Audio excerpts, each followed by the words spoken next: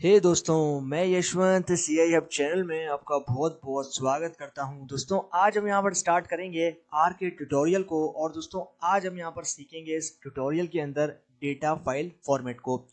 तो दोस्तों, अभी बिना टाइम को वेस्ट किया करते हैं अपने सेशन को स्टार्ट। दोस्तों, यहां पर समझते हैं डेटा फाइल फॉर्मेट के सारे थ्योरेटिकल कॉन्सेप्ट्स को। उसके बाद जाएंगे प्रैक्टिकल इम्प्लीमेंटेशन की तरफ। और दोस्तों, आर स्टूडियो में उन सारी चीज़ों को प्रैक्टिकली इम्प्लीमेंट करके देखेंगे।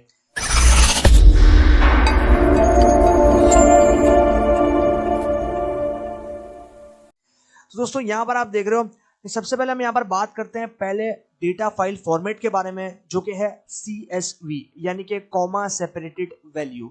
अब आप यहाँ पर देख रहे हो, one of the most widely data store in the .csv comma separated value. अब ये जो CSV है, ये CSV डेटा फाइल फॉर्मेट है जो कि आपके पास देखने को मिल रहा है। अब CSV का मतलब है comma separated values file formats. R loads an array of libraries during the startup including the utils package। अब जो R है वो यहाँ पर लोड करता है एक लाइब्रेरी के एरेस को, जो कि आपके पास यहाँ पर ड्यूरिंग स्टार्टिंग, जब वो स्टार्टअप हो रहा होता है तब इंक्लूड होता है उसके साथ बहुत सारी यूटिल्स पैकेज को। This package is convenient to open CSV files combined with the read.csv function। Here the syntax for read CSV। अब ये जो पैकेज है ये कन्वीनियंट होता है उस लिहाज से कि आपकी जो डेटा फाइल है उसको जो है वो यहाँ पर कंबाइनली ओपन कर सकें। और ये जो फंक्शन है रीडिंग डॉट CSV, ये जो फंक्शन है इससे जो है आप अपनी फाइल को रीड कर सकते हो। अब यहाँ पर आप देख रहे हो, हम जो एक CSV फाइल को जो है वो यहाँ पर रीड कर रहे हैं। तो आप यहाँ पर देख रहे हो, आपको सिर्फ जो है यहाँ पर लिखना है read डॉट CSV। उसके बाद आपको लिखना है अपनी फाइल का नाम एंड देन आपको देना है हेडर एट्रीब्यूट के साथ ट्रू। और उसके बाद हमें देना है सेपरेट। अब सेपरेट क्योंकि हमें पता है कि ये जो CSV है इसका मतलब है कॉमा सेपरेटेड वैल्यू, यानी कि जो भी वैल्यू होगी वो सेपरेट होगी कॉमा के साथ। इसीलिए जो है हमें यहाँ पर सेप यानी कि सेपरेटर पे जो है वो हमें देना है कॉमा। उसके बाद आर्ग्यूमेंट्स डिस्कस करते हैं जो जो हमने इसके अंदर यूज किए हैं। तो आर्ग्यूमेंट सबसे पहला है हमने फाइल। अब फाइल क्या करेगा, path where the file is stored. अब ये जो फाइल है ये पाथ बताएगा उस जगह की, उस लोकेशन की जहां पर जो आपकी डेटा फाइल है वो स्टोर है। उसके बाद आता है नेक्स्ट वाला एट्रीब्यूट जो कि है आपके पास यहाँ पर हेडर। अब ये हेडर क्या करेगा, confirm if the file has a header और not. By default the header is set to true. अब ये कंफर्म करेगा कि जो फाइल है वो यहाँ पर हेडर है या फिर नहीं है। बाय डिफॉल्ट जो हेडर होता है वो ट्रू सेट किया जाता है। उसके बाद आता है सेपरेटर। अब सेपरेटर वाला जो आर्ग्यूमेंट है वो क्या कहते हैं, the symbol use to split the variable by default. अब ये जो सिंबल है ये क्या करेगा, ये यूज किया जाता है वेरिएबल को स्प्लिट करने के लिए। उसी तरीके से आप यहाँ पर देख रहे हो, सबसे पहले हमने बनाया एक वेरिएबल जिसको हमने यहाँ पर नाम दे दिया पाथ का। उसके बाद हमने लिया है असाइनमेंट ऑपरेटर एंड देन उसके बाद हमने जो है अपने जो कंप्लीट यहाँ पर लिंक है जहां पर हमारी डेटा फाइल स्टोर है वो हमने यहाँ पर प्रोवाइड कर दिया। उसके बाद हमने यहाँ पर एक सेकंड जो है यहाँ पर बनाया एक वेरिएबल जिसको हमने नाम दिया DF यानी कि डेटा फ्रेम का। उसके बाद यहाँ पर आप देख रहे हो हमने दिया असाइनमेंट ऑपरेटर और यहाँ पर हमने जो अपना डेटा है उसको स्टोर करवा दिया इस DF वाले ऑब्जेक्ट में। अब हम इसको रीड करेंगे, तो रीड करने के लिए CSV फाइल को हमें यहाँ पर इस फंक्शन को यूज करना है read डॉट CSV। उसके बाद फाइल का जो है यहाँ पर पाथ देना है, उसके बाद हेडर देना है, उसके बाद देना है सेपरेटर एंड देन उसके बाद जो है आपको यहाँ पर एंटर करना है। उसके बाद जब आप एंटर करोगे तो आपके पास जो है वो रिजल्ट कुछ इस तरीके से आएगा कि आपकी जो फाइल है वो यहाँ पर रीड हो जाएगी और उसके बाद आप इसको देख सकते हो। अब देखने के लिए सिंपली हमें क्या करना है, यहाँ पर लेंथ फंक्शन का यूज करना। और यहाँ पर आप देख रहे हो लेंथ, उसके बाद मैंने जो है अब मुझे यहाँ पर लेंथ फाइंड आउट करनी है, तो मुझे यहाँ पर लेंथ फाइंड आउट करनी है तो मुझे यहाँ पर लेंथ वाला फंक्शन जो है वो यूज करना है। और यहाँ पर उस वेरिएबल के नाम को मुझे देना है जिसमें मैं डेटा सेट को स्टोर कर रहा हूँ। तो आप यहाँ पर देख रहे हो मैंने दिया है DF यानी कि मेरा जो यहाँ पर वेरिएबल है वो है DF। उसके बाद R by default returns character values as factor। We can turn off this setting by adding strings as factor false। अब by default जो आपके पास यहाँ पर कैरेक्टर है वो रिटर्न करेगा फैक्टर को, लेकिन अगर हम इसको टर्न ऑफ करेंगे सेटिंग से तो यहाँ पर जो आपके पास होगा वो यहाँ होगा स्ट्रिंग एज फैक्टर्स फॉल्स। तो जो आपके पास यहाँ पर कैरेक्टर है वो जो स्ट्रिंग है वो यहाँ पर फैक्टर्स की फॉर्म में नहीं आएगा अगर आप फॉल्स सेट करोगे तो। उसके बाद सिमिलरली हमने यहाँ पर इसी तरीके से पाथ दे दिया और उसके बाद हमने जो है एक वेरिएबल बनाया DF एंड देन हमने अपनी फाइल लोड की और इसमें स्टोर करवा दी। लेकिन यहाँ पर एक चीज डिफरेंट ये है कि आप देख रहे हो सारे जो आपके पास यहाँ पर आर्गुमेंट्स है पाथ, हेडर और सेपरेटर, ये तीनों जो है ऊपर की तरह सेम है, लेकिन यहाँ पर जो स्ट्रिंग एज फैक्टर्स है ये यहाँ पर फॉल्स सेट किया, इसका मतलब ये है कि आपके पास जो यहाँ पर स्ट्रिंग्स हैं वो यहाँ पर आएंगी फैक्टर्स की फॉर्म में, मतलब फैक्टर्स की फॉर्म में जो है वो यहाँ पर ये रिटर्न करेगा आपकी कैरेक्टर वैल्यूज को, इसीलिए जो हमने यहाँ पर फॉल्स सेट किया। उसके बाद आप यहाँ पर देख रहे हो क्लास एंड देन उसके बाद यहाँ पर ऑब्जेक्ट का नाम जो कि है डीएफ एंड देन हमने जो है यहाँ पर दे दिया $, और उसके बाद एक्स। तो ये जो है ये हमारे पास ये बताएगा इसकी क्लास क्या है, किस क्लास का जो है आपके पास यहाँ पर डेटा प्रेजेंट है। तो ये हमारे पास होगा यहाँ पर कुछ बेसिक कॉन्सेप्ट रीड सीएसवी के, और हमने रीड फंक्शन को किस तरीके से समझना है वो हमने यहाँ पर जो है वो समझ लिया, और रीड सीएसवी यानी कि कॉमा सेपरेटेड वैल्यूज के बारे में, उसको किस तरीके से लोड किया जाता है वो सारी चीजें हमने यहाँ पर समझ ली। अब हम चलते हैं आगे और कुछ और कॉन्सेप्ट्स को समझते हैं। तो अब हमारे पास यहाँ पर टाइम है एक्सेल फाइल को समझने का। अभी तक हमने फाइल समझी थी यहाँ पर CSV को, अब हम समझेंगे एक्सेल फाइल को। एक्सेल फाइल जो है वो भी एक फाइल फॉर्मेट है डेटा सेट का। तो आप यहाँ पर देख रहे हो Excel files are very popular among data analytists. अब जो आपके पास एक्सेल फाइल्स है वो बहुत ही पॉपुलर होती है आपके पास डेटा एनालिटिस्ट के लिए। Spreadsheets are easy to work with and flexible, और जो स्प्रेडशीट होती है वो इजी टू वर्क होती है और फ्लेक्सिबल होती है।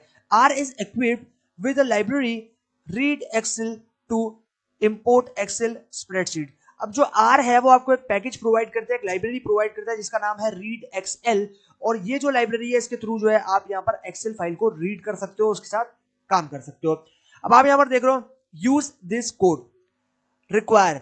अब आप यहाँ पर देख रहे हो रिक्वायर हमने लिखा है, यानी कि ये लाइब्रेरी जो है वो हमें रिक्वायर्ड है, तो इसको जो है हमें इंस्टॉल करना है, और इंस्टॉल किस तरीके से करना है वो मैं तब आपको बताऊंगा जब हम प्रैक्टिकल की तरफ जाएंगे। तो अभी जो है आप सिर्फ इतना समझ लो कि ये पैकेज है जो कि एक्सेल फाइल को रीड करने के लिए यूज होता है। हम लोग यहाँ पर रखेंगे रीड एक्सएल, और उसके बाद जो है हम इसको यहाँ पर यूज कर लेंगे। उसके बाद इस लाइब्रेरी को हमने इंस्टॉल कर लिया, अब जो है हम यहाँ पर क्या करेंगे, अब इसको लोड करना है। तो लोड करने के लिए हमें सिंपली यहाँ पर आप देख रहे हो लाइब्रेरी एंड देन उसके बाद हमें जो है यहाँ पर लिखना है उस लाइब्रेरी का नाम जिसके हम लोड करना चाहते हैं। तो आप यहाँ पर देख रहे हो लाइब्रेरी एंड देन उसके बाद हमें लिखना है रीड एक्सेल, और ऐसा करने से हम जो है इस लाइब्रेरी को लोड कर पाएंगे आर के अंदर और उसके साथ काम कर पाएंगे।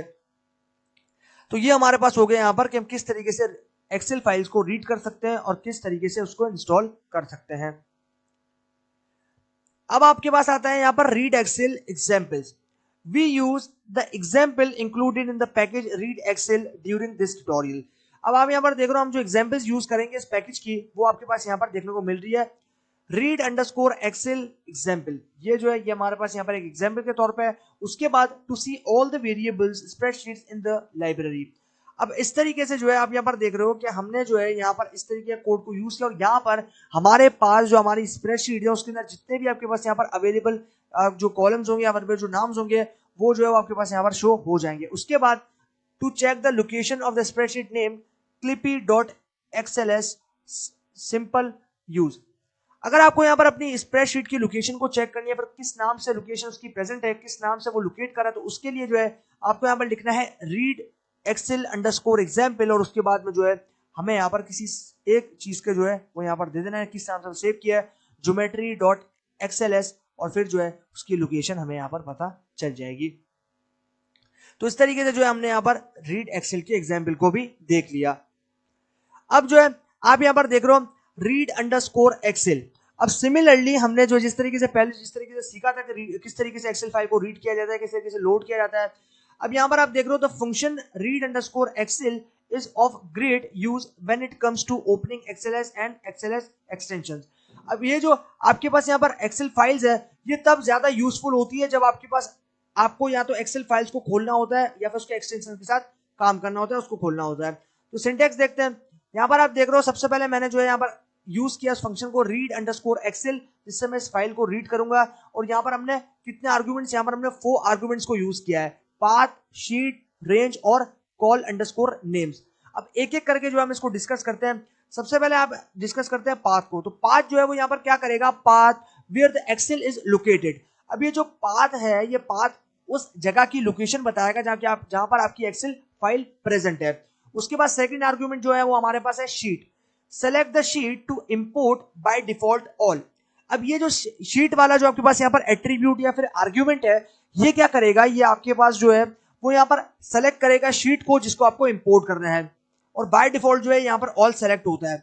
उसके बाद आपके पास आता है यहाँ पर रेंज। तो रेंज के लिए आपको यहाँ पर क्या करना है, select the range to import by default all non null cells. अब ये रेंज का मतलब है कि आपको एक अगर सीक्वेंस यानी कि आपको एक पर्टिकुलर रेंज तक जो है वो यहाँ पर इंपोर्ट करना है डेटा सेट को, तो उस लिहाज में जो है आप यहाँ पर दोगे रेंज वाले आर्ग्यूमेंट को। उसके बाद लास्ट आर्ग्यूमेंट हमारे पास है col underscore name. Select the columns to import by default all non null columns. अब ये क्या करेगा, ये सेलेक्ट करेगा कॉलम्स को उनको जिनको इंपोर्ट करना है, और बाय डिफॉल्ट जो है ये भी नॉन नल होता है कॉलम्स के अंदर।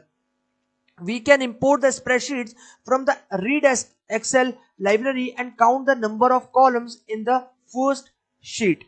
अब ये जो है हम यहाँ पर इंपोर्ट कर रहे हैं स्प्रेडशीट्स को, और यहाँ पर जो है हम उसको रीड करेंगे रीड एक्सेल लाइब्रेरी के साथ, और यहाँ पर उन कॉलम्स के काउंट को जो है वो यहाँ पर लेंगे, नंबर ऑफ काउंट जो है कॉलम्स के वो यहाँ पर लेंगे जो कि फर्स्ट शीट के अंदर प्रेजेंट है।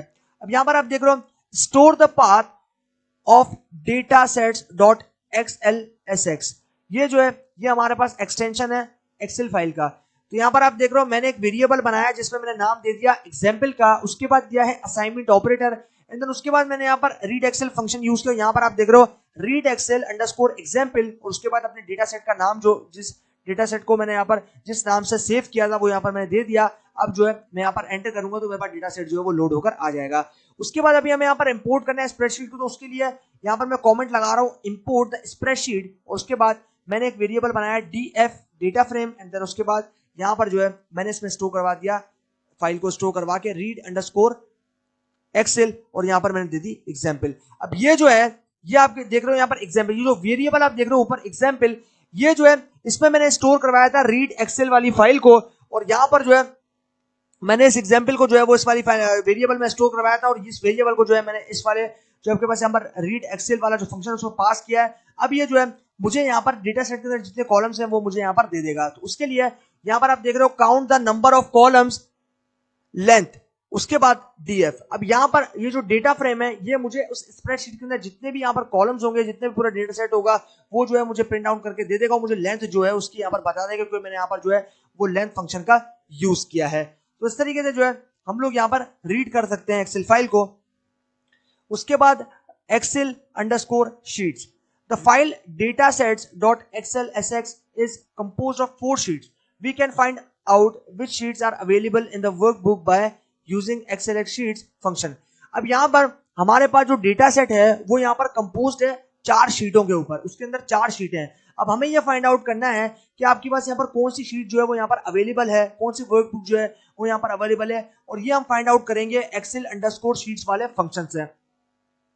तो आप यहाँ पर देख रहे हो सबसे पहले मैंने बनाया एक वेरिएबल एग्जाम्पल नाम का, उसके बाद मैंने लिया है असाइनमेंट ऑपरेटर, देन उसके बाद मैंने यूज किया है रीड एक्सेल वाले फंक्शन को। यहाँ पर आप देख रहे हो रीड एक्सेल अंडरस्कोर एग्जाम्पल, उसके बाद हमने दे दिया हमारे डेटा सेट का नाम जो कि है डेटा सेट डॉट XLSX जो कि है एक्सेल का एक्सटेंशन। उसके बाद आप यहाँ पर देख रहे हो एक्सेल अंडरस्कोर शीट्स, और उसके बाद हमने इसी वेरिएबल जिसके अंदर हमने डेटा सेट को स्टोर करवाया था उसको दे दिया। अब जो है हमारे पास इसका रिजल्ट आएगा ना कि ये जो शीट है वो प्रिंट होकर आ जाएगी, और ये जो है हमें पता है कि कौन सी शीट जो है वो हमारे पास अवेलेबल है इन 4 शीटों के अंदर जिसके अंदर हम काम कर सकते हैं। If a worksheet includes many sheets, it is easy to select a particular sheet by using the sheet argument. We can specify the name of the sheet or the sheet indexed. We can verify if the both function returns the same output with identical।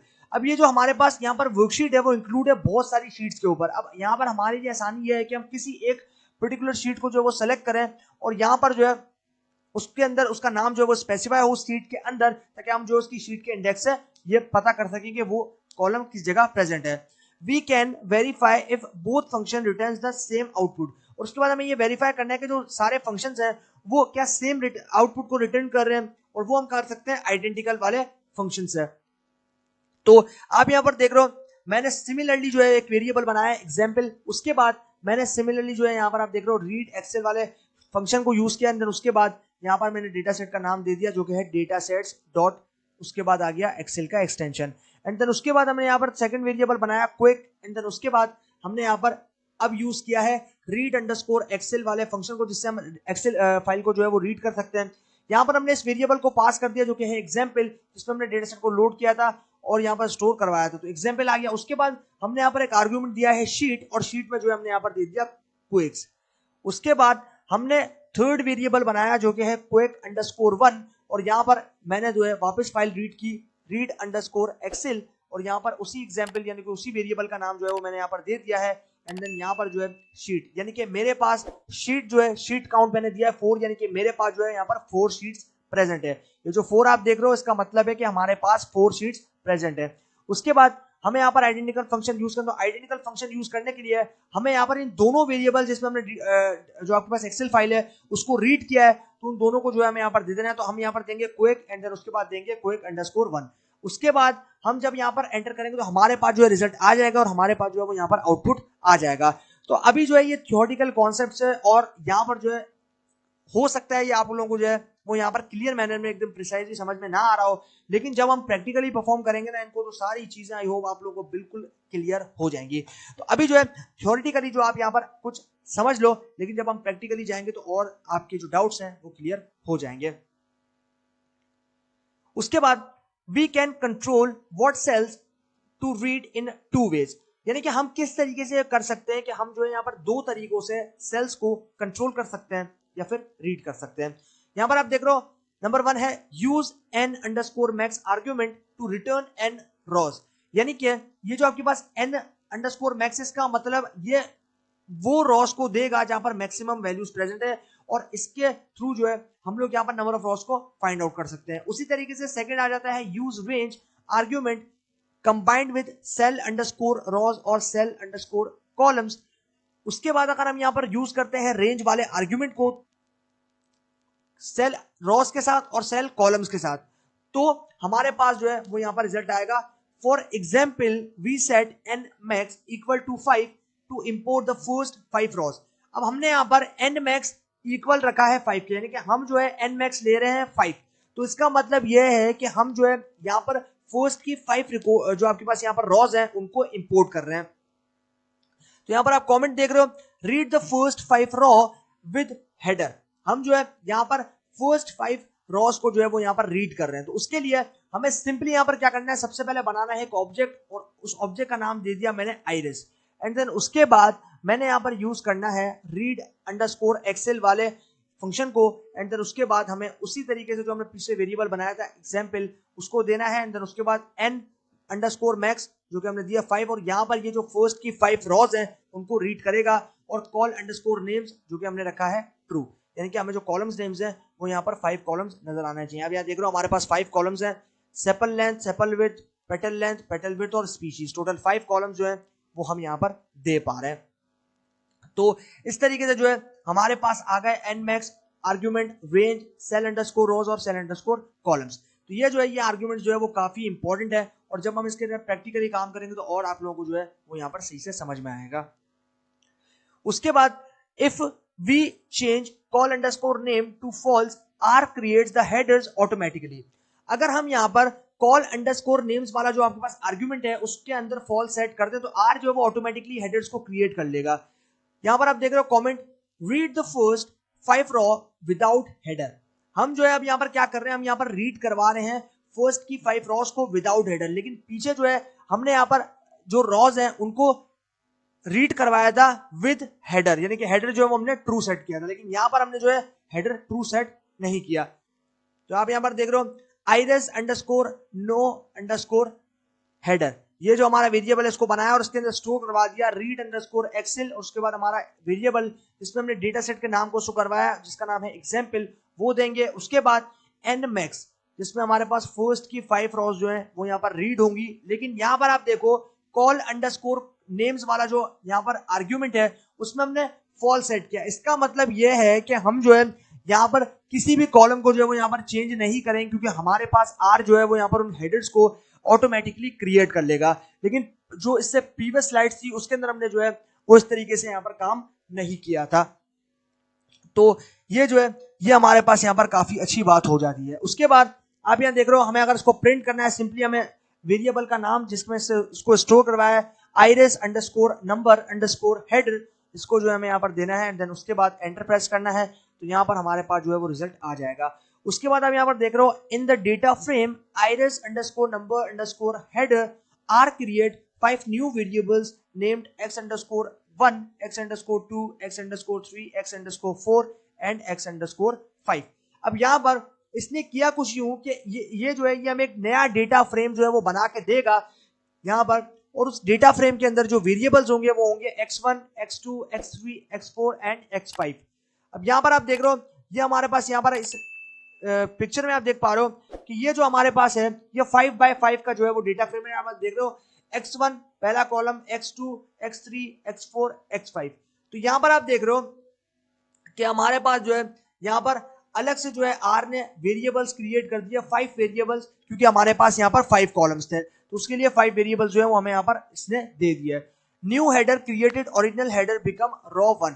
अभी जो new header है इसने create किया है original header को, जो कि आपके पास अब बन गई है रॉ 1।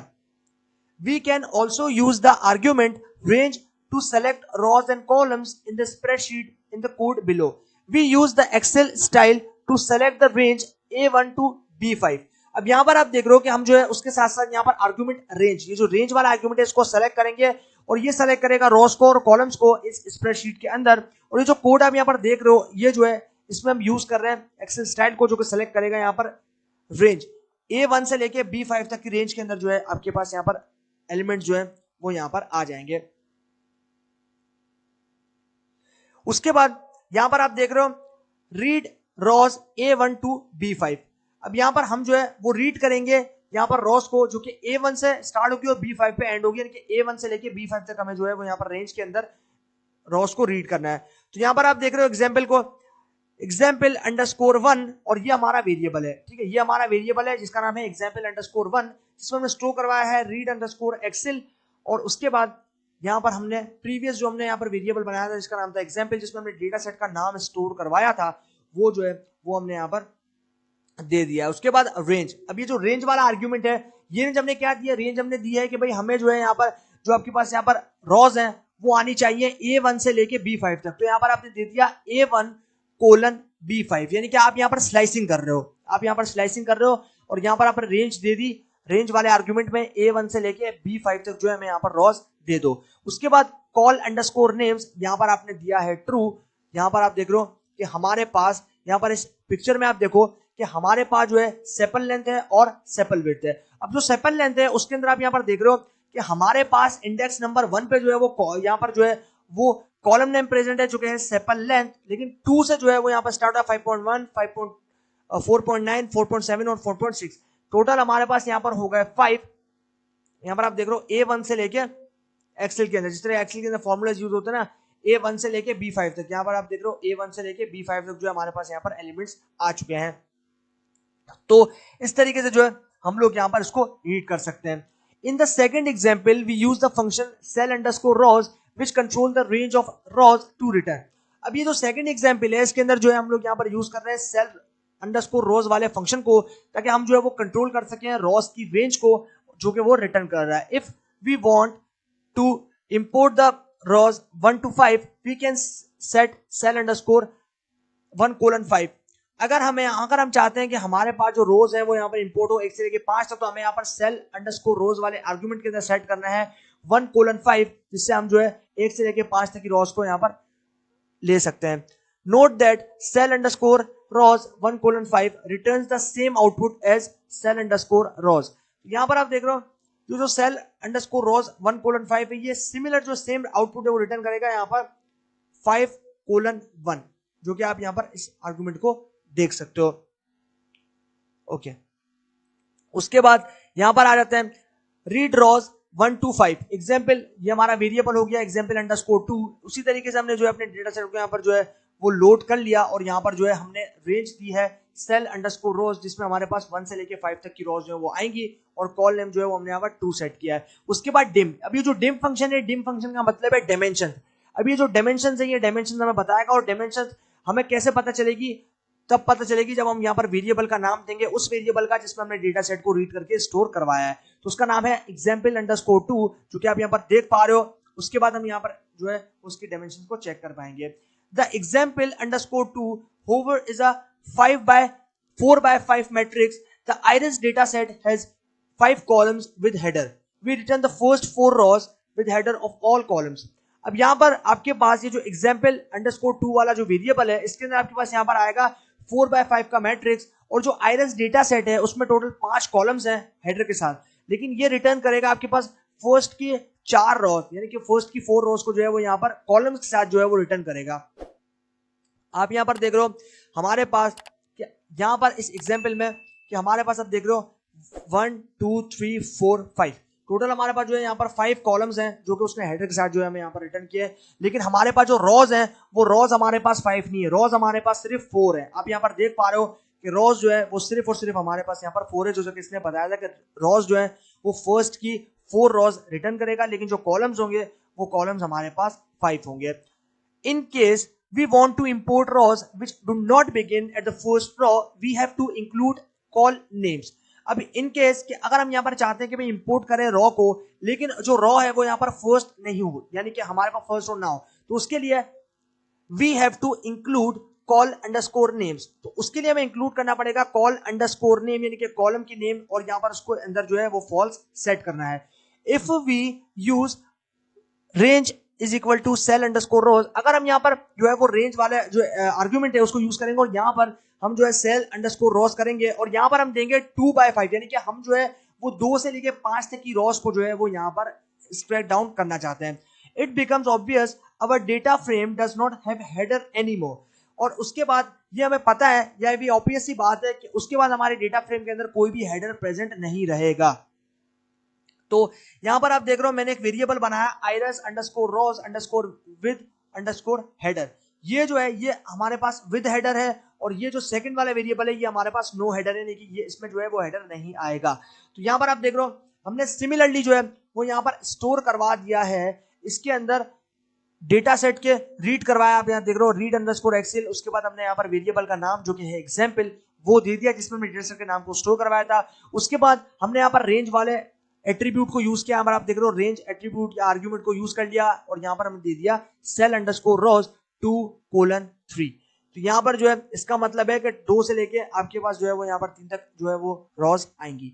उसके बाद कॉल अंडरस्कोर नेम्स जिसमें हमने ट्रू रखा है, यानी कि पहले में जो है वो हमें हमारे पास हेडर देखने को मिलेगा, लेकिन सेकंड वाला जो है इसी तरीके से हमने यहाँ पर दिया है, लेकिन यहाँ पर हमने जो कॉल नेम्स है वो यहाँ पर फॉल्स सेट किया। इसका मतलब सेकंड वाला जो है वो यहाँ पर हमें हेडर नहीं मिलेगा, यानी कि जो हेडर है वो यहाँ पर हमें देखने को नहीं मिलेगा।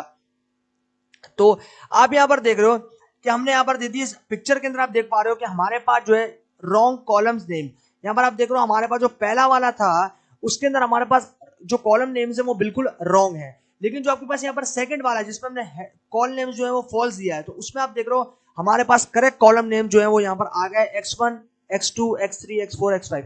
ये जो है ये हमारे पास जो है वो यहाँ पर आ गया, इस एग्जाम्पल में आप देख पा रहे हो। उसके बाद we can select the columns with the letter like in Excel select columns A and B. अगर आप यहाँ पर जो है वो सेलेक्ट करते हो कॉलम्स को लेटर वाइज जैसे आप एक्सेल के अंदर, तो उसके लिए आपको यहाँ पर जो है वो कमेंट लगाना है select columns A and B. उसके बाद वेरिएबल बनाना है जिसका नाम होगा कॉल, यानी कि कॉलम। उसके बाद रीड करना है एक्सेल फाइल को जो कि होगा रीड अंडरस्कोर एक्सेल। उसके बाद आपने जिस डेटा सेट को स्टोर करवाया जिस वेरिएबल में उसका नाम आएगा जो कि है एग्जाम्पल, और उसके बाद range argument and then cell underscore cols, और यहाँ पर आप देंगे A:B, यानी कि आपको जो है वो यहाँ पर कॉलम चाहिए A और B जो कि आप यहाँ पर दे चुके हो। उसके बाद डायमेंशन चेक करनी है, तो उसी वेरिएबल जिसमें आपने रीड किया है फाइल को और स्टोर करवाया है इसका नाम है कॉल, तो वो जो है वो आपको यहाँ पर देना है, एंड देन उसके बाद आप जो है डायमेंशन चेक कर पाओगे। Read underscore excel returns NA when a symbol without numerical value appears in the cell. We can count the number of missing values with the combination of two functions. आप जो है read Excel वाले जो आपके पास यहाँ पर function है उससे जो है वो यहाँ पर रिटर्न कर सकते हो NA, यानी कि नॉट अवेलेबल, या फिर मिसिंग वैल्यू सिंबल, यानी कि न्यूमेरिकल वैल्यू जो वो अपेयर होगी उस सेल के अंदर। We can count the number of missing value, उससे जो है हम यहाँ पर काउंट कर सकते हैं मिसिंग वैल्यूज को, जो कि आपके पास यहाँ पर दो फंक्शन के कॉम्बिनेशन से हो सकती हैं। आप यहाँ पर देख लो पहला फंक्शन है सम एंड देन दूसरा फंक्शन है is.na। ये दो फंक्शन है, इससे आप जो है वो अपने डेटा फ्रेम में प्रेजेंट मिसिंग वैल्यूज को फाइंड आउट कर सकते हो। हियर इज द कोड, यहाँ पर हमारे पास कोड है, और यहाँ पर आप देख रहे हो मैंने एक वेरिएबल बनाया iris अंडरस्कोर NA, यानी कि मेरे पास जो iris वाला डेटा सेट है उसमें जो भी मिसिंग वैल्यूज है आप वो मुझे बता दो। तो उसके लिए मुझे क्या करना है, सबसे पहले तो मुझे अपनी फाइल को लोड करना है, तो उसके लिए रीड अंडरस्कोर एक्सेल, उसके बाद जो है मुझे यहाँ पर वेरिएबल दे देना है and then NA is equal to setosa. यानी कि मुझे जो है सेटोसा वाला जो यहाँ पर मेरे पास कैटेगरी है, मुझे बताना है कि यहाँ पर कितनी वैल्यूज है वो इसमें मिसिंग है। तो उसके लिए सम एंड देन उसके बाद ब्रैकेट में मुझे लिखना है इस डॉट एन फंक्शन को, जो कि मुझे मिसिंग वैल्यूज बताएगा, और उसके बाद जिसके अंदर मैंने अपने डेटा फ्रेम को लोड करके स्टोर करवाया उस वेरिएबल का नाम आएगा जो कि होगा iris_n है, जो कि आप यहाँ पर देख पा रहे हो। उसके बाद जैसे ही मैं यहाँ पर एंटर प्रेस करूंगा तो मेरे पास आ जाएगा रिजल्ट, यानी कि मेरे पास जो है डेटा सेट के अंदर कितनी मिसिंग वैल्यूज है वो सारी मेरे पास यहाँ पर निकल कर आ जाएंगी। तो इस तरीके से जो है हम लोग यहाँ पर मिसिंग वैल्यूज को डेटा सेट के अंदर किस तरीके से देख सकते हैं, किस तरीके से जो है उनको यहाँ पर लेकर आ सकते हैं। Import data from other statistical software. We will import different files format with the Heaven package. अब यहाँ पर आप देख रहे हो हम लोग यहाँ पर जो इंपोर्ट करेंगे पैकेज को वो डिफरेंट फाइल्स होंगी, यानी कि डिफरेंट फाइल फॉर्मेट्स को जो है वो इंपोर्ट कर रहे हैं, और उसके लिए हमारे पास एक कमाल का पैकेज है और वो है हमारे पास this package support SAS, Stata and SPSS। ये जो आपके पास पैकेज है सपोर्ट करता है SAS वाली फाइल, स्टाटा को और SPSS को, मतलब डिफरेंट फाइल फॉर्मेट्स है उसको जो सॉफ्टवेयर के साथ वो सपोर्ट करता है। We can use the following function to open different types of data set according to extension of the file. अब यहाँ पर इस फॉलोइंग फंक्शन से आप जो है यहाँ पर किसी भी डिफरेंट टाइप के डेटा सेट को जो है वो यहाँ पर उसके एक्सटेंशन के अकॉर्डिंगली खोल सकते हो। यहाँ पर आप देख रहे हो SAS, स्टाटा और SPSS, ये जो तीन है ये तीन सॉफ्टवेयर बेस्ड आपके पास यहाँ पर डेटा सेट है। यहाँ पर आप देख रहे हो SAS, तो उसके लिए SAS को रीड करने के लिए आपको यहाँ पर लिखना है read_SAS।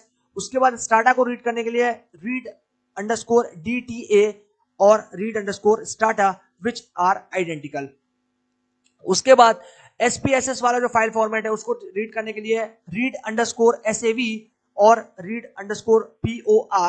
we need to check the extension, और उसके बाद जो है हमें जरूरत है कि इसके एक्सटेंशन को चेक कर सकें।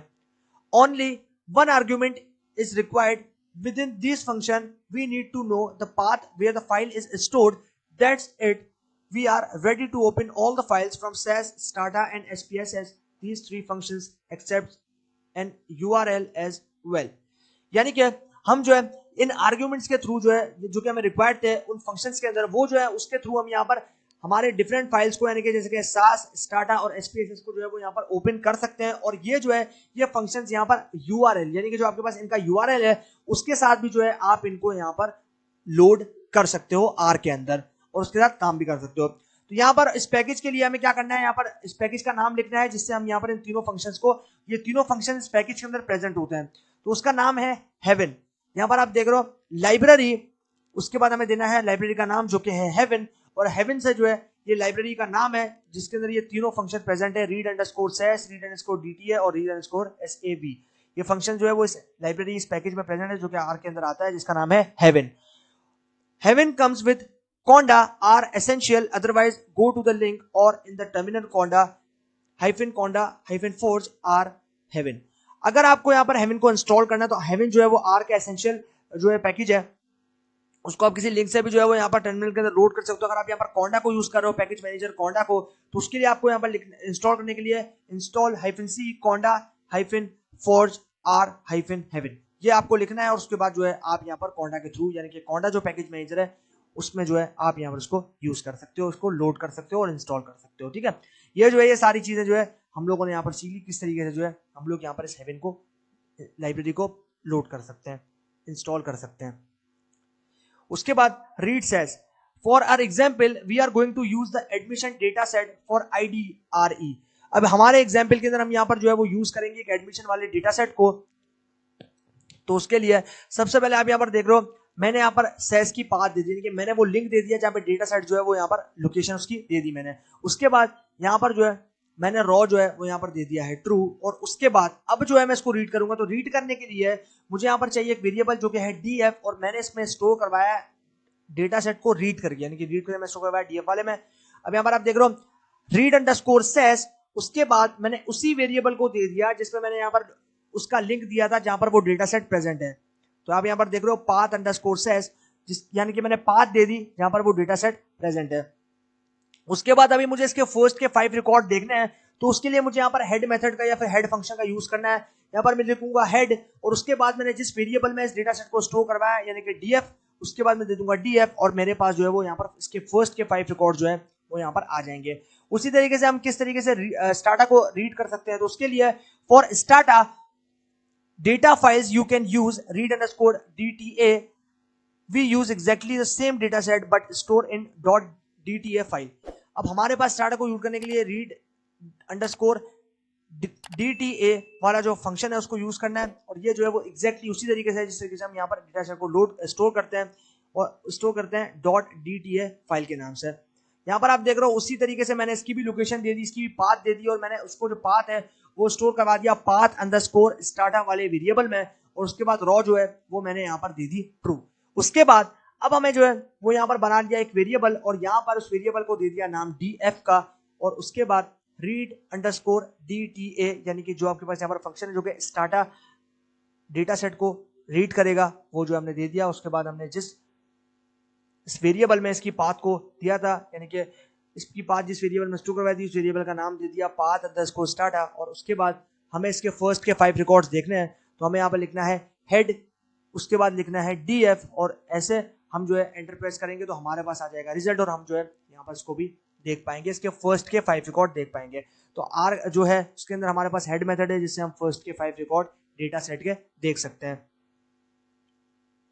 उसके बाद हमें देना है SPSS। We use the read underscore SAV function to open a SPSS file. The file extension .sav। अगर हमें यहाँ पर रीड करना है SPSS वाली फाइल को, तो उसके लिए हमें यहाँ पर एक फंक्शन है read underscore SAV वाले फंक्शन को यूज करना है, और उसका एक्सटेंशन होगा फाइल का, डेटा फाइल का .sav। जो आपके पास SPSS फाइल है उसका एक्सटेंशन होगा .sav। तो उसके लिए हमें भी जो है वो सिमिलरली यही काम करना है। यहाँ पर आप देख रहे हो मैंने दे दिया पाथ, यहाँ पर वेरिएबल दे दिया पाथ अंडरस्कोर SPSS, और उसके बाद मैंने यहाँ पर दे दी उसकी पाथ। अब जो है मैंने यहाँ पर उसी तरीके से एक वेरिएबल बनाया DF, और उसके बाद रीड कर ली इस फाइल को रीड अंडरस्कोर SAV, जो कि आपके पास यहाँ पर फंक्शन है जो कि रीड करता है आपके पास SPSS वाले फाइल फॉर्मेट को। उसके बाद यहाँ पर मैंने उसी वेरिएबल को दे दिया जिसमें मैंने इस फाइल को लिंक को स्टोर करवाया था। अब यहाँ पर देख रहे हो दे दिया। उसके बाद यहाँ पर हेड, उसके बाद मुझे देना है DF जो कि मेरे वेरिएबल का नाम है, और अब जो है ये मुझे यहाँ पर SPSS जो डेटा सेट है उसके फर्स्ट के 5 रिकॉर्ड्स दिखाएगा, क्योंकि मैंने यहाँ पर हेड मेथड दिया। अगर मैं टेल मेथड देता तो मुझे जो है ये लास्ट के 5 रिकॉर्ड्स दिखा। तो ये आपको याद रखना है कि R के अंदर जो हेड मेथड है वो डेटा सेट के फर्स्ट के 5 रिकॉर्ड्स दिखाता है, और जो आपके पास यहाँ पर R के अंदर टेल मेथड है वो यहाँ पर लास्ट के 5 रिकॉर्ड्स दिखाता है। Best practices for data import. We want to import data into R, it is useful to implement following checklist। अगर हम यहाँ पर चाहते हैं कि हम जो है वो डेटा सेट को किस तरीके से इंपोर्ट कर सकते हैं यूजफुल मैनर में, तो उसके लिए जो है it will make it easy to import data correctly into R। ये जो है ये हमारे लिए काफी आसानी जो है वो ले आएगा कि किस तरीके से R के अंदर करेक्टली डेटा सेट को इंपोर्ट किया जाता है। यहाँ पर आप देख रहे हो पॉइंट नंबर 1 को, the typical format for a spreadsheet is to use the first row as the header, usually variable name। अब यहाँ पर टिपिकली जो फॉर्मेट होता है स्प्रेडशीट का वो ये होता है कि आप जो है फर्स्ट रो को जो है एज अ हेडर यूज करो। Avoid to name a data set with blank spaces, और आपके पास जो यहाँ पर डेटा सेट का नाम है उसको जो है वो यहाँ पर ब्लैंक स्पेस से जो है यानी कि ब्लैंक स्पेस नहीं होनी चाहिए, इससे अवॉइड करो। It can lead to interpreting as a separate variable, alternatively prefer to use underscore या हाइफन। ठीक है, ये जो है ये लीड करता है उसको इंटरप्रेट, जब वो इंटरप्रेट करता है तो उस टाइम पे उसको ये लगता है कि सेपरेट वेरिएबल है। ऑल्टरनेटिवली अगर आप यहाँ पर प्रेफर करो, मतलब आपको ये प्रेफर कर रहा है कि आप जो है उसकी जगह यहाँ पर अंडरस्कोर या तो यूज करो या फिर हाइफन यूज करो, क्योंकि वो जो है वो आपके डेटा सेट को सेपरेट बनाता है। इन दोनों से आप जो है डेटा सेट को सेपरेट करो वेरिएबल को अंडरस्कोर से या फिर हाइफन से। उसके बाद आता है थर्ड पॉइंट जो कि है शॉर्ट नेम्स आर प्रीफर्ड, और आपके पास जो डेटा सेट का नाम हो वो काफी शॉर्ट हो, यानी कि शॉर्ट नेम जो है वो ये प्रीफर्ड कर रहा है। Do not include symbol in the name, और जो सिंबल्स हैं यानी कि जैसे आपके पास @ डॉलर, ये जो सिंबल्स हैं इनको आप जो है वो नाम के अंदर उनके यूज नहीं कर सकते, ऐसे में आपको जो है प्रॉब्लम हो सकती है, वो करेक्ट नहीं है। उसके बाद हमारे पास जो है वो यहाँ पर आता है, जैसे कि आप एग्जांपल दे रहा है exchange underscore rate underscore dollar underscore euro, ये जो है ये हमारे पास आ गया is not correct. Prefer to name it exchange underscore rate underscore dollar underscore euro. ये जो हमारे पास है वेरिएबल का नाम जिसमें हम डेटा सेट को स्टोर करेंगे ये प्रेफर, लेकिन इसमें आप देख रहे हो कोई भी सिंबल नहीं है, exchange underscore rate underscore dollar underscore euro, लेकिन इसमें आप देख रहे हो सिंबल्स और ये जो है वो हमारे पास यहाँ पर करेक्ट नहीं है, इसमें एरर भी आ सकता है।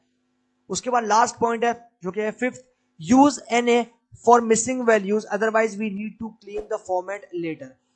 और उसके बाद हमारे पास जो NA यानी कि आप जो है यहाँ पर यूज करो उन LA यानी कि मिसिंग वैल्यूज को जो कि आपके पास बाद में क्लीन करनी पड़ेगी आगे आके, ताकि उसके फॉर्मेट को ठीक किया जा सके। तो ये हमारे पास जो है वो यहाँ पर हो गया किस तरीके से हम SPSS वाले फाइल फॉर्मेट को लोड कर सकते हैं।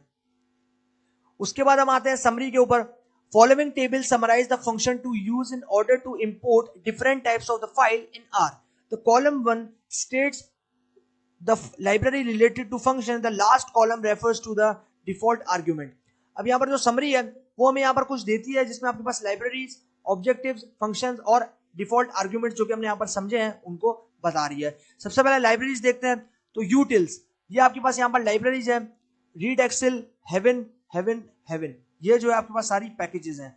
उसके बाद ऑब्जेक्टिव्स, ये जो है यहाँ पर रीड करता है CSV फाइल को, ये रीड करता है रीड एक्सेल जो है ये रीड करता है आपके पास एक्सेल फाइल को, हेवन जो है वो रीड करती है आपके पास सेस फाइल को, हेवन जो है वो रीड करती है स्टाटा फाइल को, और हेवन जो है वो रीड करती है SPSS फाइल को। उसके बाद फंक्शंस, इनको लेने के लिए तो आपके पास जो CSV फाइल है उसको लोड करने के लिए फंक्शन है read.csv, एक्सेल फाइल को लोड करने के लिए फंक्शन है read_excel, सेस फाइल को लोड करने के लिए फंक्शन है read_ses, स्टाटा फाइल को लोड करने के लिए फंक्शन है read_stata, SPSS फाइल को लोड करने के लिए फंक्शन है read_sav, और डिफॉल्ट आर्ग्यूमेंट जो कि हम यहाँ पर यूज करते हैं इसमें आता है फाइल, हेडर और सेपरेटर, जो कि CSV वाली जो फाइल है उसको उसमें यूज किया जाता है। उसके बाद अगर हमारे पास एक्सेल फाइल है तो उसके लिए हमें पाथ, रेंज और कॉल नेम्स, ये 3 आर्गुमेंट जो है वो यूज करना है। उसके बाद हेवन के अंदर जो है आपके पास आर्गुमेंट्स आएंगे पाथ, पाथ और पाथ, बस ये जो है ये आपके पास इसमें आर्गुमेंट्स प्रेजेंट रहेंगे। तो ये जो है ये हमारे पास यहाँ पर हो जाए समरी, और ये हमने डिस्कस किया है इसमें लाइब्रेरीज को, ऑब्जेक्टिव्स को, फंक्शंस को और डिफॉल्ट आर्ग्यूमेंट्स को। उसी तरीके से फंक्शंस की बात कर लेते हैं। तो यहाँ पर आप देख रहे हो रीड अंडरस्कोर फंक्शन, ऑब्जेक्टिव है रीड नंबर ऑफ रॉज, यानी कि नंबर ऑफ रॉज को हम रीड करेंगे। एन अंडरस्कोर मैक्स, ये जो है यहाँ पर मैक्सिमम जो रॉज है उसमें 10 है तो वो जो है वो रीड करेगा। Select rows and columns like in excel, उसके लिए रेंज फंक्शन जो कि होगा यहाँ पर आप देख रहे हो एक्सेल के अंदर जैसे हम यहाँ पर फॉर्मूलाज देते हैं A1:D10, यानी कि A1 से लेकर D10 तक के जितने भी आपके पास यहाँ पर रॉज एंड कॉलम्स है उनको सेलेक्ट कर लेगा एक्सेल के अंदर।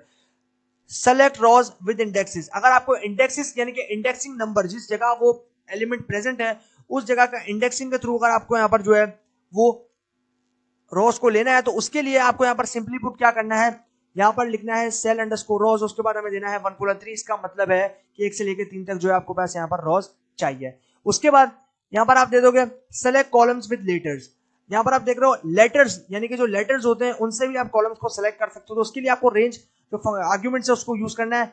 तो यहाँ पर देखना है रेंज अंडरस्कोर यहाँ सेल्स कॉल्स, उसके बाद A:C, ये जो है ये आपके पास A से लेकर C तक जो है वो यहाँ पर कॉलम्स को लेटर वाइज आपको दे देगा। तो ये जो है ये हमारे पास यहाँ पर हो गई कंप्लीट डेटा फाइल फॉर्मेट्स जो कि R के अंदर हम यहाँ पर यूज करते हैं, और R के अंदर जो है हम यहाँ पर इसको देखते हैं। तो भाई फाइनली हमारे पास थ्योरेटिकल कॉन्सेप्ट्स तो हो गए हैं कंप्लीट, अभी हमारा टाइम है प्रैक्टिकल इंप्लीमेंटेशन का। तो अभी हम लोग चलते हैं R स्टूडियो में और इन सारे थ्योरेटिकल कॉन्सेप्ट्स को जो कि हमने समझे हैं उनको प्रैक्टिकली R स्टूडियो में इंप्लीमेंट करते हैं और देखते हैं कि क्या हमारा रिजल्ट वहां पर रहता है। चलते हैं R स्टूडियो में और करते हैं इनको प्रैक्टिकली इंप्लीमेंट। ओके दोस्तों, तो हम लोग आ चुके हैं अपने R स्टूडियो में, और दोस्तों अब यहाँ पर हम लोग इंप्लीमेंट करेंगे सारे थ्योरेटिकल कॉन्सेप्ट जो कि हमने डेटा फाइल फॉर्मेट के समझे हैं उनको प्रैक्टिकली। तो अभी जो है हम लोग स्टार्ट करते हैं सबसे पहले CSV फाइल फॉर्मेट से। तो सबसे पहले CSV डेटा जो है वो मेरे पास प्रेजेंट है, हम किस तरीके से उसको लोड करते हैं वो मैं आपको यहाँ पर बता देता हूँ। सबसे पहले हमें यहाँ पर एक वेरिएबल बनाना है जिसका नाम हम देंगे यहाँ पर पाथ, एंड देन उसके बाद लेना है असाइनमेंट ऑपरेटर, एंड देन उसके बाद हमें जो है यहाँ पर देना है पैरेंथेसिस, एंड देन उसके बाद हमें देना है कोटेशंस, और इसमें जो है हमने अपनी उस CSV फाइल या फिर CSV डेटा सेट की जो पाथ है उसको प्रोवाइड करना है। उसके बाद हमें सिंपली यहाँ पर एंटर को प्रेस करना है। तो भाई जैसे ही हमने यहाँ पर एंटर को प्रेस किया, आप यहाँ पर देख रहे हो हमारे पास जो डेटा सेट है उसकी पाथ यहाँ पर इस वेरिएबल के अंदर स्टोर हो चुकी है। अब जो है सिंपली हमें इसको लोड करने के लिए, उस डेटा सेट को देखने के लिए यहाँ पर हमें सिंपली क्या करना है, एक ऑब्जेक्ट बनाना है जिसको मैं नाम देता हूं df। उसके बाद हमें देना है असाइनमेंट ऑपरेटर एंड देन उसके बाद हमें एक मेथड यूज करना है जो कि है read.csv। अब ये क्या करेगा, ये रीड करेगा CSV फाइल को और यहाँ पर जो है हम उसी ऑब्जेक्ट का नाम देंगे जिसमें हमने इस फाइल को स्टोर करवाया जो कि है पाथ। तो हम यहाँ देंगे पाथ। उसके बाद हमें देना है सेपरेट एट्रीब्यूट और सेपरेट बाय कॉमा, उसके बाद एंटर। तो अब जो है हमने अपनी फाइल को यहाँ पर रीड किया और लोड करके स्टोर करवा दिया df नाम की वेरिएबल में। अब जो है हमें इसे देखना है तो सिंपली पुट हमें जो है यहाँ पर व्यू फंक्शन यूज करना है और व्यू का जो v है वो आपको कैपिटल रखना है, इस चीज का ध्यान रखना है। उसके बाद इसमें हमें जो है यहाँ पर ऑब्जेक्ट को पास करना है, उसके बाद एंटर। तो भाई जैसे हमने यहाँ पर एंटर किया, आप यहाँ पर देख रहे हो कि हमारे पास जो डेटा है वो यहाँ पर आ चुका है CSV फाइल फॉर्मेट में। आप यहाँ पर देख पा रहे हो ये जो मेरे पास डेटा है ये मेरे पास यहाँ पर आ चुका है। आप यहाँ पर देख पा रहे हो कि इसके अंदर जो है आपके पास यहाँ पर आप नीचे देखो तो इसके अंदर हमारे पास जो है वो 14 कॉलम्स हैं और 240 एंट्रीज हैं, यानी कि आपके पास जो कॉलम्स हैं वो टोटल आपके पास देख लो 1 to 14, यानी कि आपके पास टोटल जो है वो यहाँ पर कितने कॉलम्स प्रेजेंट हैं, आपके पास टोटल 5 कॉलम्स प्रेजेंट है जिसके अंदर आपके पास जो है यहाँ पर एंट्रीज हैं और आपके पास एंट्रीज जो है वो कितनी है 240 एंट्रीज हैं और 14 जो है वो आपके पास रोज हैं। तो ये जो है ये हमारे पास यहाँ पर टोटल जो है डेटा फ्रेम हमारे सामने CSV फाइल फॉर्मेट में निकल कर आ चुका है। तो इस तरीके से जो है हम अपने डेटा सेट को यहाँ पर लोड कर सकते हैं और उसके साथ काम कर सकते हैं।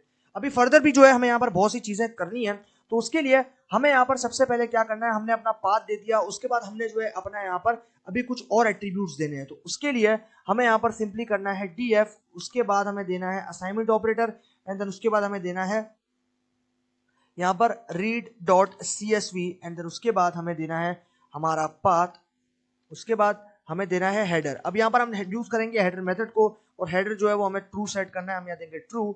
उसके बाद सेपरेशन हमें देनी है, यहाँ पर हम देंगे सेप, उसके बाद हमें देनी है यहाँ पर कमा, देन अभी हमें एंटर करना है।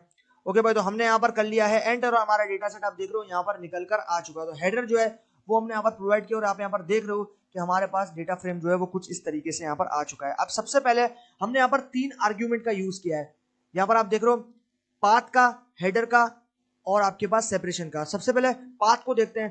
तो जो पाथ है ये डिफाइन करेगा आपके पास जहां पे आपकी डेटा सेट स्टोर है, और जो हेडर है वो कंफर्म करेगा कि आपके पास ये फाइल जो है उसके अंदर हेडर है या फिर नहीं है। बाय डिफॉल्ट हेडर जो है वो 2 सेट किया जाता है और जो सेपरेशन है वो यहाँ पर करेगा सेपरेट, यानी कि स्प्लिट कर देगा कॉमा से, क्योंकि हम लोग देखते हैं CSV इसका मतलब है कॉमा सेपरेटेड वैल्यू, और ये कॉमा से आपकी वैल्यूज को जो है डेटा की वो सेपरेट कर देगा। तो ये जो है ये हमारे पास यहाँ पर हो गया CSV। अब जो है हम लोग यहाँ पर फर्दर भी कुछ चीजें देखेंगे। तो अभी हम लोग यहाँ पर अपने डेटा फ्रेम की लेंथ को चेक करेंगे। तो डेटा फ्रेम की लेंथ को चेक करने के लिए हमें सिंपली पुट यहाँ पर लेना है df, उसके बाद असाइनमेंट ऑपरेटर, उसके बाद देना है read.csv एंड देन उसके बाद हमें देना है पाथ जिसमें हमने डेटा सेट स्टोर करवाया। तो यहाँ पर हम देंगे पाथ एंड देन उसके बाद हमें देना है हेडर जो कि होगा ट्रू।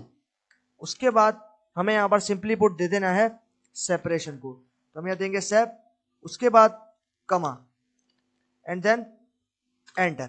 अभी जो है हमारे पास हो गया डेटा सेट लोड। अभी हम यहाँ पर लेंथ फंक्शन का यूज करेंगे डेटा फ्रेम की लेंथ को चेक करने के लिए। तो जिसमें हमने डेटा फ्रेम जो ऑब्जेक्ट है जिसमें हमने डेटा फ्रेम को स्टोर करवाया वो यहाँ पर देंगे df, यहाँ पर हम देंगे df, उसके बाद एंटर।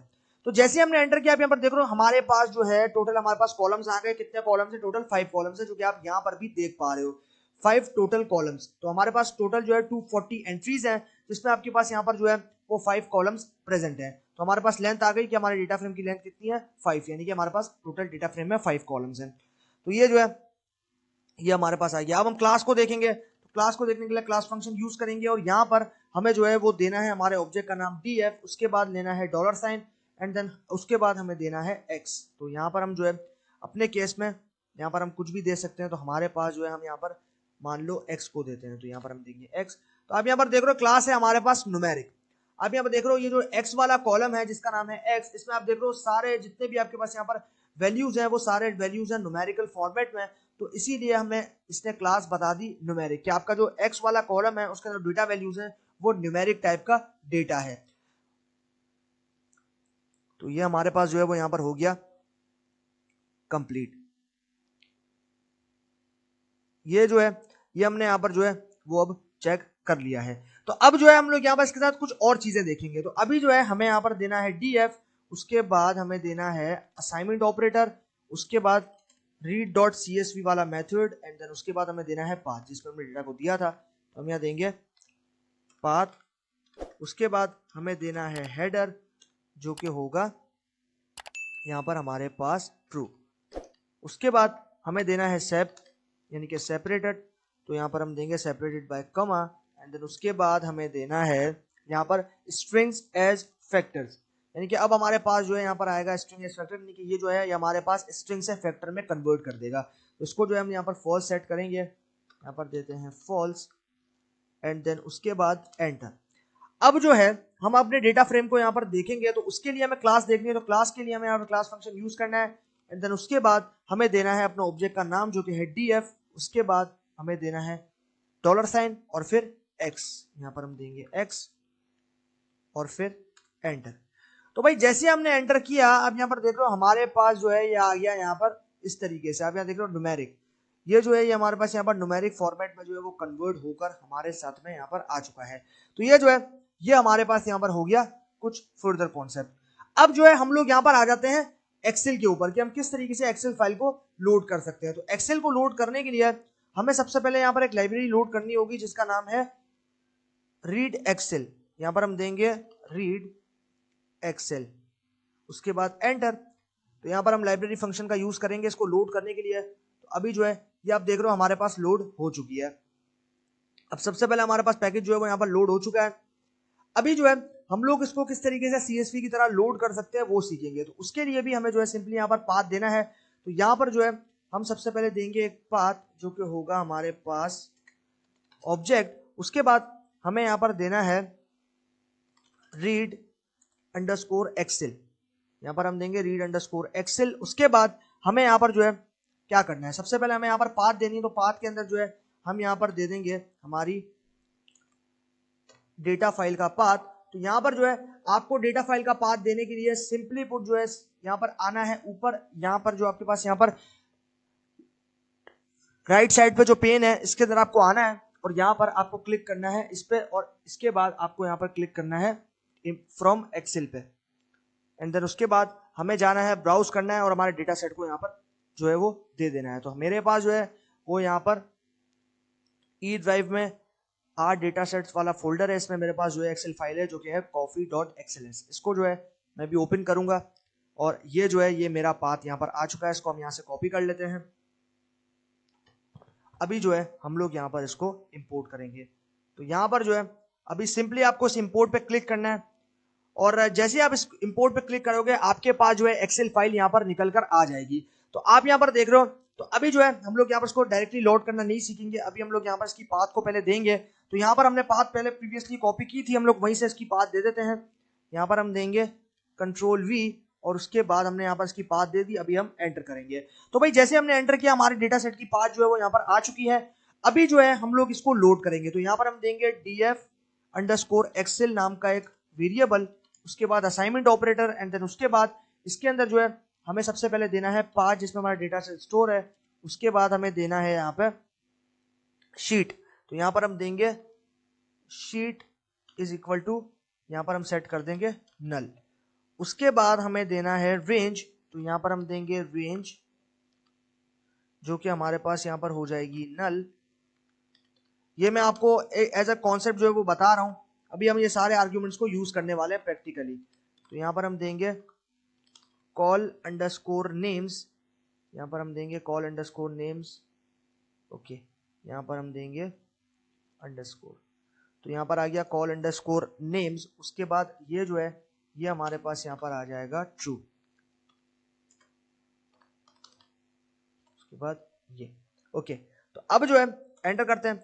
अब आप यहाँ पर देखोगे हमने एंटर किया तो हमारे पास यहाँ पर आ गया एरर। क्यों एरर आया? क्योंकि हमने यहाँ पर एक एग्जाम्पल के तौर पे ये सारे आर्ग्यूमेंट्स यूज करने हैं, वो मैंने आपको यहाँ पर दिखाया है।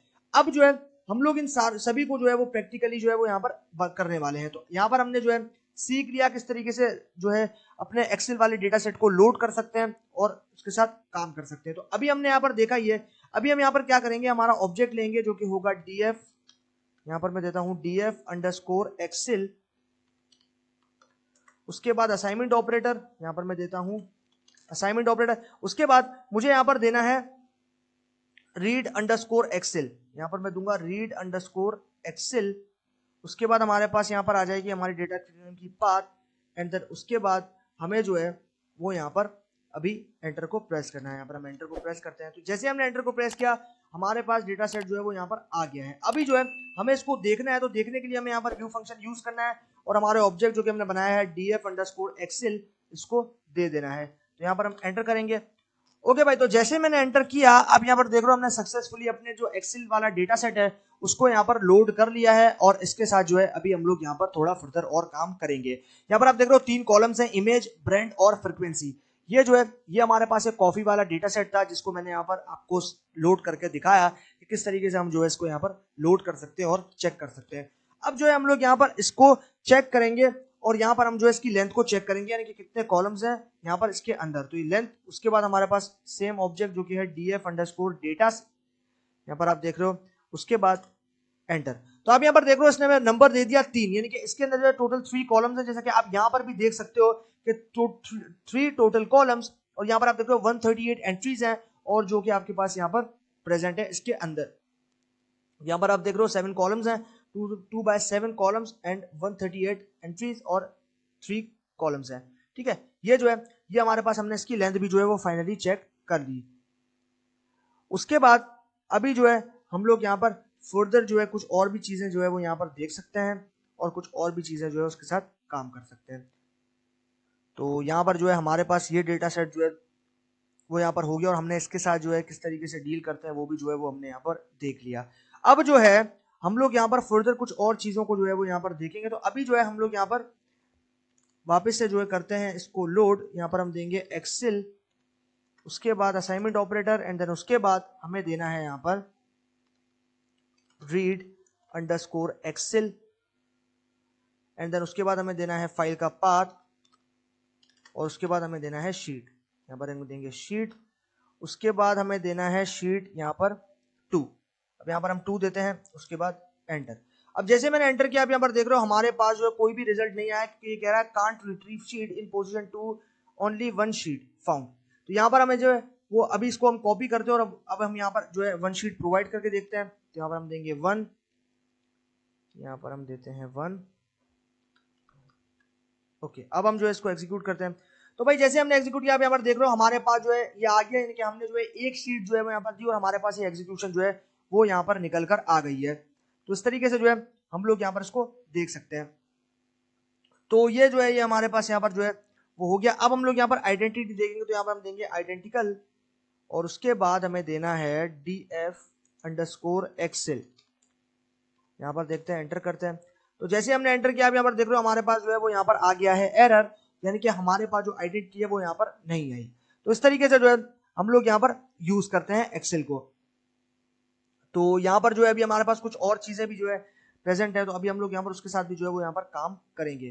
तो यहाँ पर जो है मैं इसको करता हूँ 1, उसके बाद मुझे जो है अभी यहाँ से हम इसको रिमूव करते हैं, और अभी जो है हम लोग यहाँ पर एक नया एट्रीब्यूट के साथ जो कि है नंबर मैक्स, यानी कि एन मैक्स।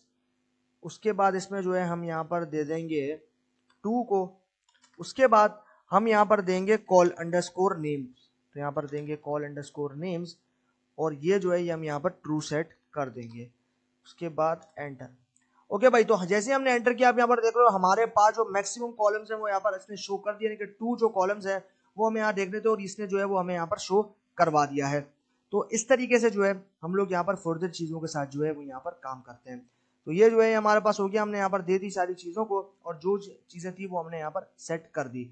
अब इसी को जो है हम यहाँ पर कॉपी करते हैं, और इस बार जो है हम यहाँ पर कॉल नेम्स को फॉल्स सेट करेंगे। तो यहाँ पर हमने कॉपी, उसके बाद हमें जो है वो यहाँ पर इसको पेस्ट करना है। यहाँ पर जो है मैंने इसको पेस्ट कर दिया, और अभी जो है मैं इसको फॉल्स सेट कर देता हूँ, फिर देखते हैं क्या चीजें हमारे सामने निकल कर आते हैं। उसके बाद एंटर। तो जैसे मैंने एंटर किया, अब यहाँ पर देख रहा हूँ मेरे पास जो है यहाँ पर कुछ इस तरीके का रिजल्ट जो है वो आया, लेकिन प्रीवियसली हमारे पास कुछ इस तरीके का रिजल्ट जो है वो यहाँ पर देखने को नहीं मिल रहा। तो आप यहाँ पर देख रहे हो फॉल्स मैंने जो है सेट किया कॉल नेम्स, तो मेरे पास कॉलम नेम जो है वो यहाँ पर जो है वो रिमूव हो गया। आप यहाँ पर देख रहे हो 1 2 3 सिर्फ काउंट जो है कि मेरे पास ये कॉलम 1 कॉलम 2 कॉलम 3, ये जो है मेरे पास यहाँ पर आ चुके हैं। तो इस तरीके से जो है हम लोग यहाँ पर फर्दर काम कर सकते हैं। ओके, तो ये जो है भाई ये हमारे पास यहाँ पर हो गया है अब एक्सेल, और अभी जो है हमने इसके साथ जो है वो यहाँ पर काम कर लिया। अभी जो है हम लोग यहाँ पर फर्दर चीजों के साथ जो है वो यहाँ पर डील करेंगे। तो अभी जो है हमें यहाँ पर लोड करना है एक नए डेटा सेट को, जो कि होगा मेरे पास नेक्स्ट, और उसके लिए मुझे एक लाइब्रेरी चाहिए जो कि होगा सास डेटा सेट। तो यहाँ पर सास डेटा सेट को जो अभी हम लोड करेंगे, तो उसके लिए मुझे लाइब्रेरी चाहिए जिसका नाम है हेवन। यहाँ पर मैं देता हूँ लाइब्रेरी का नाम जो कि है हेवन। तो यहाँ पर मैं दूंगा लाइब्रेरी, उसके बाद हमें देना है हेवन, यहाँ पर मैं दूंगा हेवन एंड देन अभी हमें एंटर करना है। तो ये लाइब्रेरी जो है वो अब हमारे पास यहाँ पर हो चुकी है लोड। अब जो है हमें यहाँ पर अपना जो सैस वाला डेटा सेट है उसको देना है। तो यहाँ पर हम देंगे एक नया ऑब्जेक्ट, उसके बाद इसका नाम हम देंगे पाथ अंडरस्कोर सास, उसके बाद असाइनमेंट ऑपरेटर एंड देन अभी जो है हमें यहाँ पर क्लिक करना है इंपोर्ट पे एंड देन अभी जो है हमें सैस डेटा सेट को लोड करना है। तो यहाँ पर हम जो है उसको दे देंगे। तो यहाँ पर जो है अभी हम इसको लोड करेंगे।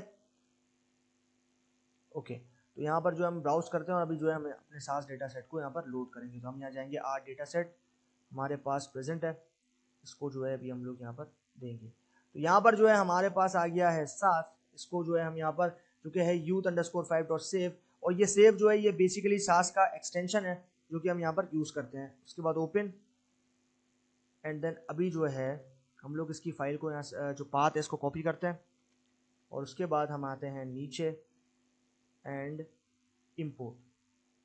तो जैसा कि भाई हमने यहाँ पर इंपोर्ट किया, हमारे पास आप देख रहे हो सास जो डेटा फाइल है वो यहाँ पर लोड होकर आ गई है।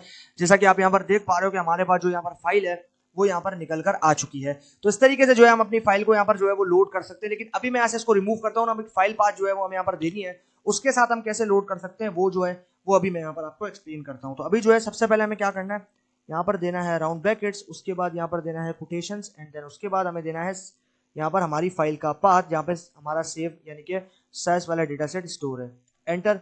तो भाई जैसे मैंने एंटर किया, आप यहाँ पर देख रहे हो मेरे पास जो है रिजल्ट आ गया है, और यहाँ पर अभी जो है हमें इसको लोड करना है। तो साइज को लोड करने के लिए सिंपली पुट हमें यहाँ पर क्या करना है, रीड अंडरस्कोर साइज वाला मेथड यूज करना है। तो यहाँ पर हम देंगे df अंडरस्कोर साइज, ये हमारा वेरिएबल बन गया। इसके बाद हमें देना है रीड अंडरस्कोर साइज।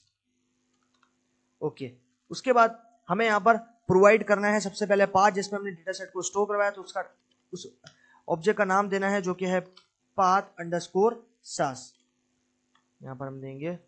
ओके, उसके बाद हमें जो है यहाँ पर इसकी पाथ दे देनी है, देन उसके बाद हमें जो है वो यहाँ पर प्रेस करना है एंटर। तो जैसे हमने एंटर प्रेस किया, आप यहाँ पर देख रहे हो हमारे पास जो है वो यहाँ पर आ गया है एक एरर, और यहाँ पर जो है ये एरर के अंदर जो है हमने यहाँ पर अपने डेटा फ्रेम को लोड करवाया था, और इसके अंदर जो है हमारे पास यहाँ पर एक एरर आ चुका है। तो ये जो है ये हमारे पास दिया है हमने df, यहाँ पर आप देख रहे हो fail to parse data set invalid file और हैज फॉर्मेट फीचर्स। तो ये जो है ये कहता है कि भाई हमारे पास जो फाइल है वो यहाँ पर इनवैलिड है।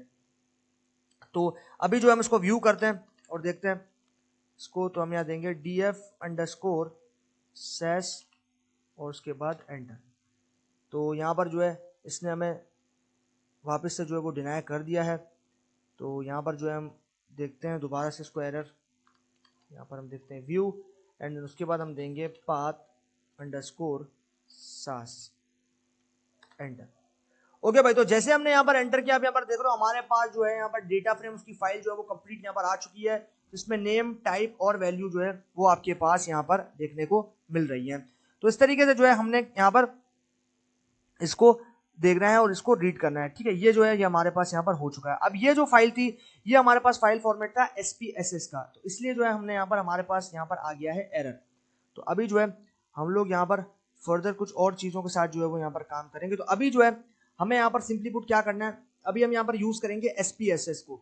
तो SPSS जो कि हमारा एक फाइल फॉर्मेट है, तो उसके लिए हमें सिंपली यहाँ पर क्या करना है, बनाना है एक ऑब्जेक्ट जिसका नाम देंगे df, उसके बाद यहाँ पर हम देंगे SPSS, उसके बाद हमें यहाँ पर देना है असाइनमेंट ऑपरेटर, और असाइनमेंट ऑपरेटर के बाद हमें जो है फाइल का पाथ दे देना है जो कि है यहाँ पर मैं दे देता हूँ, यहाँ पर मैं देता हूँ अंडरस्कोर पाथ, ये हमारा वेरिएबल हो गया। अब यहाँ पर हमें पाथ देना है तो पाथ हम दे देंगे, ये हमारा पाथ हो गया। उसके बाद एंटर।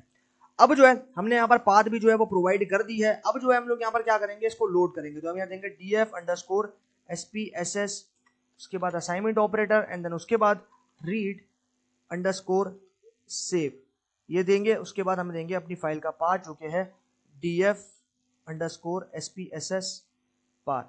उसके बाद हमें देना है यहाँ पर एंटर।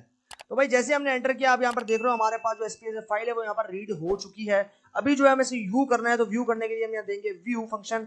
उसके बाद जिस ऑब्जेक्ट में हमने इसको स्टोर करवाया जिसका नाम है यहाँ पर df_spss, उसको दे देना है।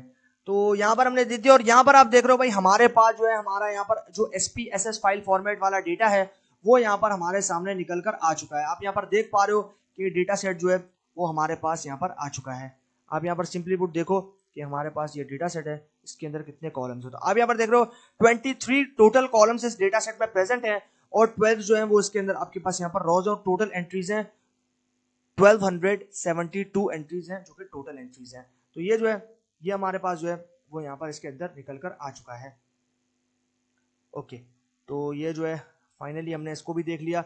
अब जो है हम लोग यहाँ पर फर्दर इसके साथ जो है लेंथ चेक करेंगे। तो इसकी लेंथ चेक करने के लिए लेंथ फंक्शन यूज करेंगे और यहाँ पर हम देंगे लेंथ और उसी के अंदर हम अपना ऑब्जेक्ट जो कि है df_spss इसको दे देंगे। उसके बाद एंटर। तो जैसे हमने एंटर किया, यहाँ पर देखो इसने हमें कॉलम बता दिया कि टोटल कॉलम्स है 23 कॉलम्स जो इसके अंदर प्रेजेंट है आपके डेटा फ्रेम में।